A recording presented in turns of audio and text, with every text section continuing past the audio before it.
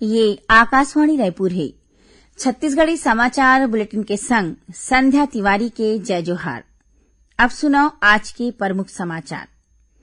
प्रधानमंत्री नरेंद्र मोदी के जन्मदिन में काली देश भर में 2.5 करोड़ ले ज्यादा वैक्सीन डोज लगा के रिकॉर्ड बनाएगी। छत्तीसगढ़ लोक सेवा आयोग राज्य सेवा परीक्षा 2019 के रिजल्ट घोषित करीन। नीर निधि नंदेहा मेरिट सूची में पहले स्थान पाए है और सुकमा और दंतेवाड़ा जिला में लोन वर्राटू अभियान के तहत 11 झीन माओवादी मन आत्मसमर्पण करीन। देश भर में 18 बछर ले ज्यादा के जम्मो लोगन मन बर सरकारी केंद्र मन में मुफ्त में टीकाकरण अभियान चलाए जात हे। आप मन ले अपील है कि कोविड रोधी टीका जरूर लगवाओ। कोरोना महामारी बर कोनो किस्म के कोताही झन बरतो और ये सरल उपाय के पालन करो। मास्क लगाओ, 2 गज के सुरक्षित दूरी बनाए रखो, घेरी बेरी साबुन ले हाथ धोवो। लोगन मन ला कोरोना ले जुड़े जानकारी दे और उखर मार्गदर्शन बर राष्ट्रीय हेल्पलाइन नंबर हवय। छत्तीसगढ़ बर हेल्पलाइन नंबर हवय 104 और 0771 22359091। संगे संग राष्ट्रीय हेल्पलाइन नंबर हवय 1075। अब समाचार विस्तार ले। प्रधानमंत्री नरेंद्र मोदी के जन्मदिन में काली देश में एके दिन में 2.5 करोड़ ले ज्यादा वैक्सीन डोज दे के रिकॉर्ड बनाएगी। केंद्रीय स्वास्थ्य मंत्री मनसुख मांडविया भारत और विश्व के इतिहास में एला स्वर्णिम अध्याय बताई। श्री मांडविया कहिनी कि ये ऐतिहासिक उपलब्धि स्वास्थ्य कर्मी और देशवासी को तिले प्रधानमंत्री ला जन्मदिन के उपहार हरे। प्रधानमंत्री कहिनी कि काली होए रिकॉर्ड टीकाकरण में हरेक भारतीय मन ला गर्व होही। श्री मोदी ट्वीट में टीकाकरण अभियान ला सफल बनाए में मेहनत करत डॉक्टर, नर्स और अग्रिम पंक्ति के कर्मचारी मन के आभार व्यक्त करीन। प्रधानमंत्री लोगन मन ले अनुरोध करीन कि ओमन कोरोना ला हराए बर टीकाकरण ला बढ़ावा देवें। इही बीच केंद्रीय मंत्री डॉक्टर जितेंद्र सिंह प्रधानमंत्री के जन्मदिन के मौका में काली देश भर में निःशुल्क टेलीमेडिसिन परामर्श सह औषधि सुविधा की शुरुआत करीन। ओमन विज्ञान और प्रौद्योगिकी मंत्रालय के छात्र वैज्ञानिक संपर्क कार्यक्रम जिज्ञासा ला 1 बछर के भीतर देश के 700 ले ज्यादा जिला के स्कूल मन में बढ़ाए जाए की घलो घोषणा करीन।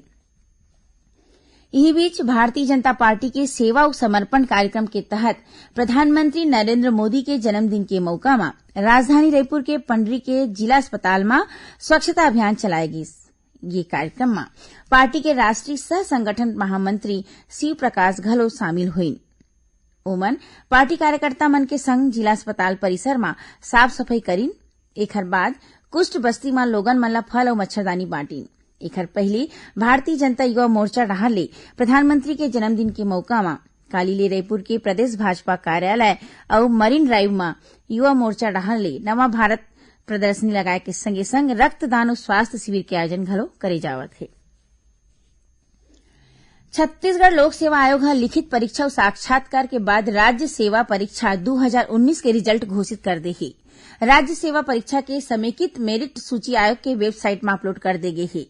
ये परीक्षा में लड़की मन बाजी मारे है। टॉप 10 में 6 झीन नोनी मन शामिल हवय। नीर निधि नंदेहा मेरिट सूची में पहले स्थान पाए है।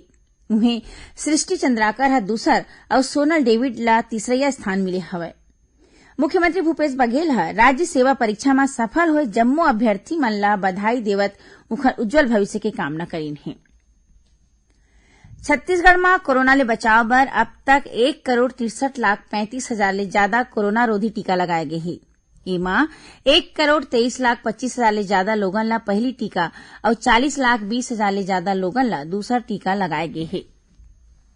इसी बीच राज्य में कोरोना संक्रमण के दर कम होके 0.12% में पहुंच गए है। प्रदेश में काली 26 नवा कोरोना संक्रमित मरीज मिलिस। अभी में 346 मरीज मन के इलाज आने अस्पताल या फिर होम आइसोलेशन में चलत है। छत्तीसगढ़ी समाचार बुलेटिन आप मन आकाशवाणी रायपुर ले सुनत ह। छत्तीसगढ़ के खबर ले है आपकी वास्ता और खबर के विश्वसनीयता ले है हमार वास्ता। आकाशवाणी समाचार रायपुर के प्रादेशिक समाचार बुलेटिन के संगे संग हमार समसामयिक कार्यक्रम आप रेडियो के संग अपन मोबाइल में घलो सुन सकत हो। आकाशवाणी समाचार फेसबुक, ट्विटर और यूट्यूब में घलो हावय। हमार फेसबुक पेज हरे Chhattisgarh news on AIR, Twitter handle CGAIR news और हमार यूट्यूब चैनल हरे छत्तीसगढ़ AIR न्यूज। तो अब रेडियो के संगे संग आपके मोबाइल के माध्यम ले हम आप तक पहुंचत हन। छत्तीसगढ़ के हर खबर पर सुनत रहो आकाशवाणी समाचार। अब आगू बाढ़बो बाँचे समाचार कोती। मुख्यमंत्री भूपेश बघेल आज रायपुर में राखे गए समारोह में राजीव युवा मितान क्लब योजना की शुरूआत करी। ये योजना के तहत प्रदेश के जम्मो ग्राम पंचायत और नगरीय निकाय मन में चरणबद्ध रूप ले 13,269 राजीव युवा मितान क्लब बनाए जाही। समारोह में स्वास्थ्य मंत्री TS सिंहदेव, वन मंत्री मोहम्मद अकबर, कृषि मंत्री रविन्द्र चौबे और स्कूल शिक्षा मंत्री डॉक्टर प्रेम साय सिंह टेकाम मौजूद रही। केंद्र सरकार पैन कार्ड ला आधार ले जोड़े के समय सीमा ला 6 महीना बढ़ा दे है। पहली ये समय सीमा ये महीना की 30 तारीख तक रहीस। अब एला बढ़ा के अवैया बछर 31 मार्च तक कर दे है। उन्हें आयकर अधिनियम के तहत जुर्माना के कार्यवाही पूरा करे के तारीख घलो 30 सितंबर ले बढ़ा के अवैया बछर मार्च तक कर दे गए है। आजादी के अमृत महोत्सव में प्रादेशिक समाचार एकांश आकाशवाणी रायपुर डहल ले राखे गए प्रश्नोत्तरी प्रतियोगिता में हमर श्रोता मन ह बड़ उत्साह के संग भाग लेवत है। काली ये प्रश्नोत्तरी के 6वां अंक में छत्तीसगढ़ी बुलेटिन में प्रश्न रही से झंडा सत्याग्रह बिलासपुर में कोन बछर में शुरू होई रहीस। एकर सही जवाब है बछर 1923। सवाल के जवाब में बड़ संख्या में श्रोता मन ह अपन जवाब भेजिन। फिर सबले पहली जवाब भेजइया विजेता हवय बालोद जिला के ग्राम बमनी निवासी जोहित कुमार यादव। आकाशवाणी परिवार कोती ले श्री यादव ला हमन बधाई और शुभकामना देवत हन। श्री यादव हा आकाशवाणी समाचार के नियमित श्रोता हरे। आजादी के अमृत महोत्सव के तहत प्रदेश में एबेरा कतकोन कार्यक्रम करे जावत है। यही कड़ी में आज दुर्ग में फिट इंडिया फ्रीडम रन के आयोजन करेगिस। ये दौड़ सरदार पटेल चौक ले शुरू हुईस, जौनहा आने आने रद्दा ले होवत राजेंद्र पार्क चौक पहुंचिस। नेहरू युवा केंद्र डहर ले राष्ट्रीय सेवा योजना के संग मिलके राखे गए ये कार्यक्रम में लोकसभा सांसद विजय बघेल घलो शामिल हुई। ये दौरान ओमन जम्मो प्रतिभागी मन ला फिट इंडिया फ्रीडम रन के शपथ देवई। सुकमा और दंतेवाड़ा जिला में लोन मर्राटू अभियान के तहत 11 झिन माओवादी मन ह पुलिस के आगू आत्मसमर्पण करे हे। सुकमा जिला में मरईगुड़ा थाना में 10 झिन माओवादी मन ह SDOP और CRPF के अधिकारी मन के आगू आत्मसमर्पण करे हे। ये जम्मो माओवादी मिलिशिया सदस्य और कमांडर बताए जावत है। उन्हें दंतेवाड़ा जिला के कुआकोंडा थाना में घलो एक झिन 10,000 रुपया के इनामी माओवादी ह आत्मसमर्पण करे हे। ये माओवादी ऊपर पुलिस पार्टी में हमला करे के संगे संग कतकोन मामला में शामिल रहे के आरोप है। अब थोड़की समाचार सार में राज्यपाल अनुसुईया उइके ह अमर शहीद गोंड राजा शंकर शाह और उनकर बेटा कुंवर रघुनाथ शाह के पुण्यतिथि में ओमन ला नमन करिन। मुख्यमंत्री भूपेश बघेल स्वतंत्रता संग्राम सेनानी बैरिस्टर ठाकुर छेदीलाल के पुण्यतिथि में उनकर फोटो में फूल माला चढ़ा के ओमन ला नमन करिन। राष्ट्रपिता महात्मा गांधी के जयंती 2 अक्टूबर ले रायपुर शिक्षा संभाग में शिक्षक मन ले जुड़े समस्या के निराकरण बर संवर्धन शिविर के आयोजन करे जाही। ये आयोजन 24 विकासखंड मन में होही।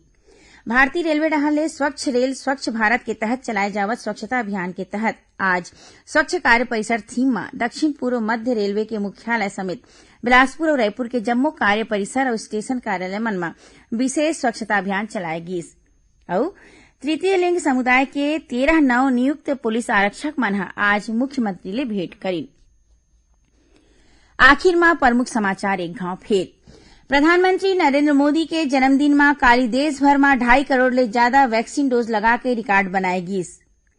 छत्तीसगढ़ लोक सेवा आयोग राज्य सेवा परीक्षा 2019 के रिजल्ट घोषित करी।